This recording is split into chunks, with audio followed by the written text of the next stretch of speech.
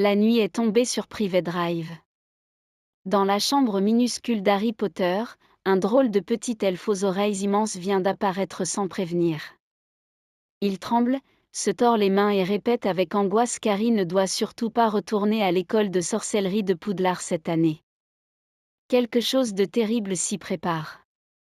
Un danger ancien s'apprête à se réveiller. Harry ne comprend pas encore que cet avertissement étrange annonce une année pleine de mystères, de peur et de révélations. Bienvenue sur Plume Courte, la chaîne qui vous raconte les grandes histoires de la littérature. L'été est particulièrement difficile pour Harry. De retour chez les Dursley, il est privé de tout contact avec le monde magique. Ron, Hermione et les autres ne lui écrivent pas, ce qui l'inquiète profondément. Mais Harry ignore qu'un petit elfe nommé Dobby intercepte toutes ses lettres pour l'empêcher de retourner à Poudlard. Dobby est persuadé qu'un terrible complot menace l'école et que Harry doit absolument rester loin de cet endroit. Pour le forcer à rester, il provoque même un incident catastrophique pendant un dîner important chez les Dursley. L'elfe fait léviter un dessert qui s'écrase sur une invitée, ce qui attire l'attention du ministère de la magie. Harry est accusé d'avoir utilisé la magie devant des Moldus et reçoit un avertissement officiel. Les Dursley décident alors d'enfermer Harry dans sa chambre et de lui interdire définitivement de retourner à Poudlard. Mais Ron Weasley et ses frères Fred et George ne comptent pas laisser leur ami dans cette situation. Une nuit, ils arrivent devant la fenêtre d'Harry à bord d'une voiture volante magique appartenant à leur père. Ensemble, ils s'évadent et rejoignent la maison des Weasley, le terrier, un endroit chaleureux et plein de vie où Harry est accueilli comme un membre de la famille.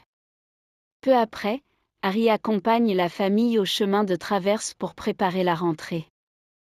Dans la librairie Fleury et Botte, une scène étrange se produit. Lucius Malfoy, un sorcier arrogant et dangereux, se dispute avec Arthur Weasley. Pendant ce moment de tension, il glisse discrètement un objet dans le chaudron de Ginny Weasley, la petite sœur de Ron. Personne ne remarque ce geste.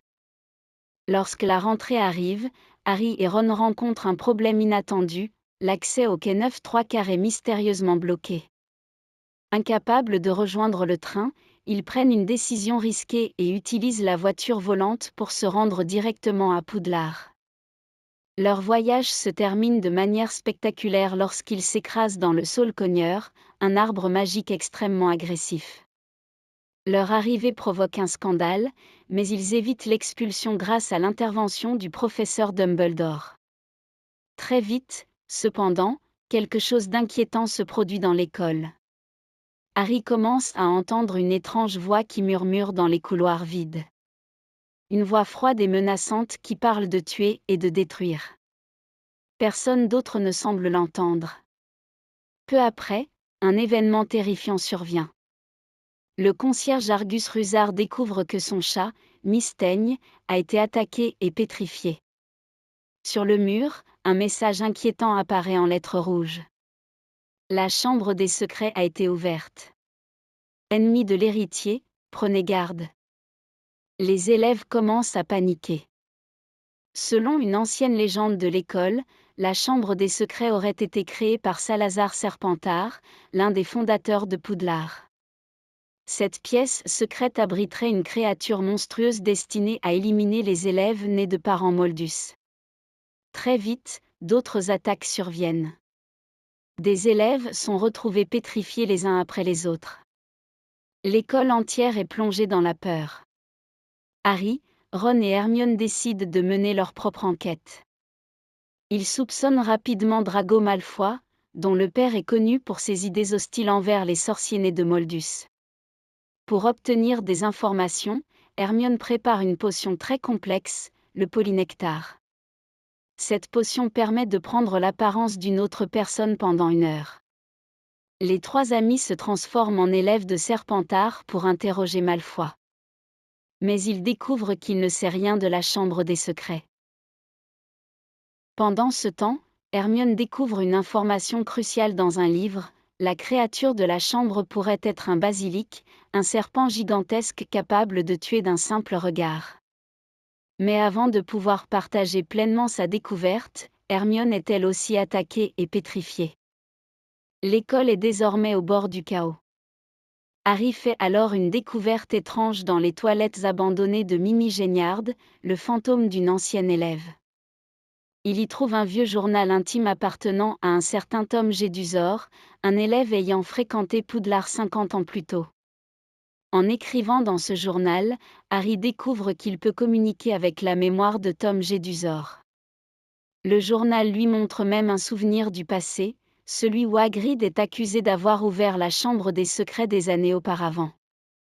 Mais Harry commence à comprendre que ce journal possède un pouvoir étrange et inquiétant. Un jour, Ginny Weasley disparaît mystérieusement. Un message apparaît alors sur un mur. Son squelette reposera dans la chambre pour toujours. Dumbledore est suspendu de ses fonctions et l'école est sur le point de fermer. Harry et Ron décident alors d'agir immédiatement. Ils découvrent que l'entrée de la chambre des secrets se trouve dans les toilettes de Mimi Géniard. Grâce à une capacité rare appelée le fourchelant, Harry peut parler la langue des serpents. Il utilise ce pouvoir pour ouvrir l'entrée secrète. Avec Ron, il descend dans un immense réseau de tunnels souterrains. Mais l'accès est bloqué par un éboulement qui sépare les deux amis. Harry doit continuer seul. Il avance dans un couloir sombre qui mène à une immense salle circulaire décorée de statues de serpents. Au fond se dresse une gigantesque statue de Salazar Serpentard.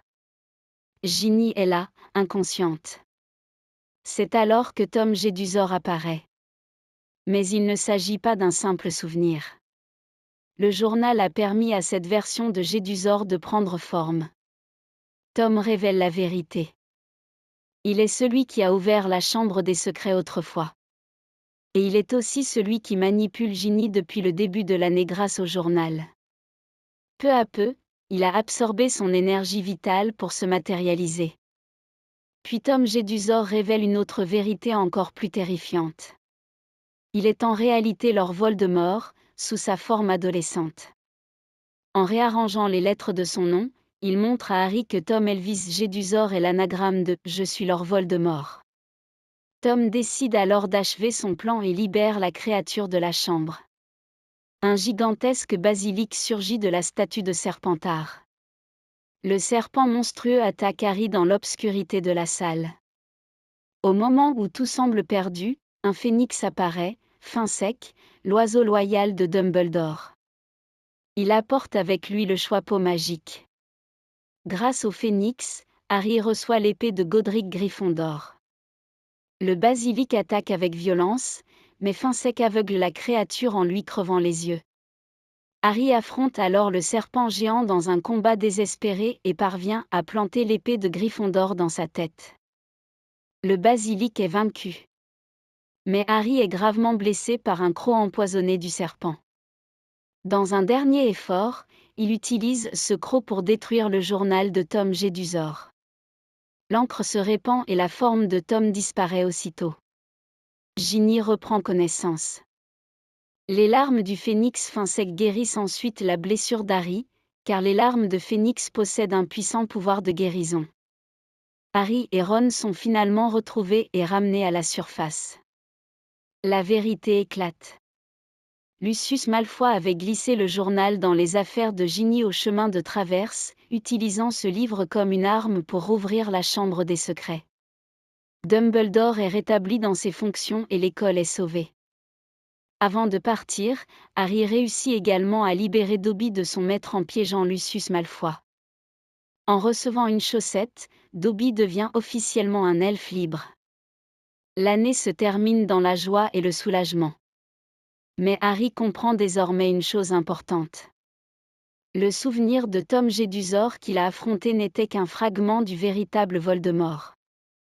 Un fragment capable de survivre à travers un objet magique. Cette révélation annonce que la lutte contre le Seigneur des Ténèbres est loin d'être terminée. Et si la chambre des secrets a été refermée, les secrets de Voldemort, eux, commencent seulement à se révéler. Si vous souhaitez découvrir ce livre dans sa version complète ou écouter le livre audio, rendez-vous directement sur le site Plume Courte.